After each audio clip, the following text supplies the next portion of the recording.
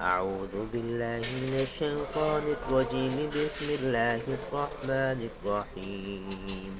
الحمد لله رب العالمين الرحمن الرحيم مالك يوم الدين. إياك نعبد وإياك نستعين.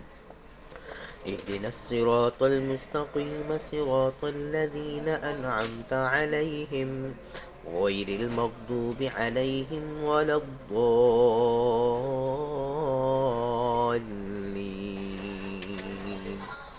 يا أيها الذين آمنوا اتقوا الله ولتنظر نفس ما قدمت لغد واتقوا الله إن الله خبير بما تعملون.